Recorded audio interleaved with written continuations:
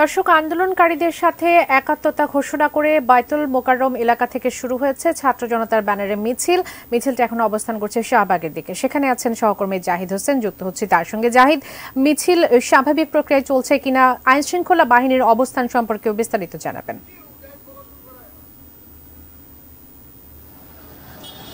বাবলি, জুমার নামাজের পরেই মূলত আসলে এই যে বিক্ষোভ মিছিল সেটি শুরু হয়েছে বায়তুল মোকাররম প্রাঙ্গণ থেকে, এবং উত্তর গেটেই মূলত মানুষের জমায়েত সেটি হুট করে দেখা যায়। এবং যদিও নামাজের পূর্বে আমরা দেখেছিলাম সেখানে বিপুল পরিমাণে আইন শৃঙ্খলা রক্ষাকারী বাহিনীর উপস্থিতি ছিল, একই সঙ্গে সেই উপস্থিতি এবং তারা কিন্তু তল্লাশি করে আসলে মূলত দেখছিলেন কেউ কোনো মারণঘাতী কোনো অস্ত্র কিংবা অন্যান্য দ্রব্য কেউ নিয়ে আসছেন কিনা।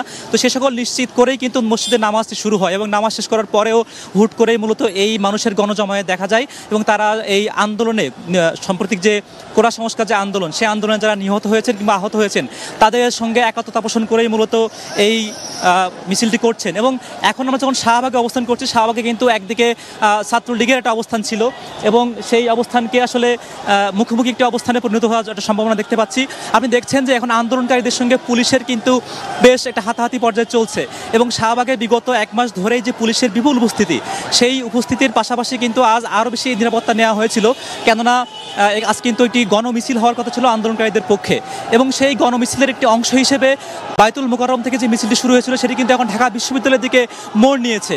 অর্থাৎ যে ঢাকা বিশ্ববিদ্যালয় 19 তারিখের পর থেকেই বন্ধ ঘোষণা করা হয়েছে, সে ঢাকা বিশ্ববিদ্যালয়ের প্রাঙ্গণের দিকে ছুটে যাচ্ছে যারা আন্দোলনকারী তারা।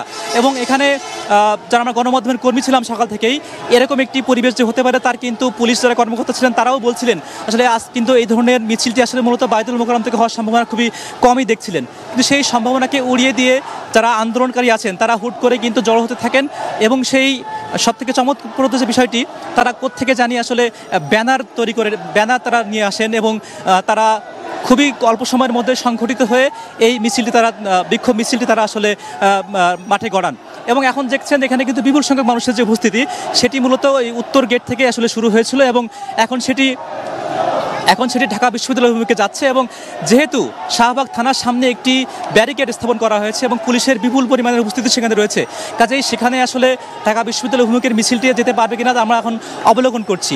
বাবলি, আরেকটি বিষয় জানিয়ে রাখা প্রয়োজন, আজ কিন্তু দেশব্যাপী মূলত এই গণমিছিলের ডাক দিয়েছিল যারা কোটা আন্দোলন করছেন তারা, এবং সেই গণমিছিলে সকল শ্রেণী পেশার মানুষকে আহ্বান জানানো হয়েছিল যাতে করে তারা এই গণমিছিলে অংশ নেন। এবং এখন যারা আমরা দেখছেন যে যারা এই অংশ নিচ্ছেন তারা কিন্তু মূলত যারা নামাজ শেষ করেছেন জুমার নামাজ বায়তুল মোকাররমে, সেই মানুষেরই একটি অংশ। অর্থাৎ যে আহ্বানটি দেওয়া হয়েছিল ছাত্র জনতার পাশাপাশি সাধারণ মানুষেরও এই মিছিলে অংশ নেওয়ার কথা বলা হয়েছিল, সেটির একটি অংশ আমরা দেখতে পাচ্ছি যে শাহবাগে জড়ো হয়েছে।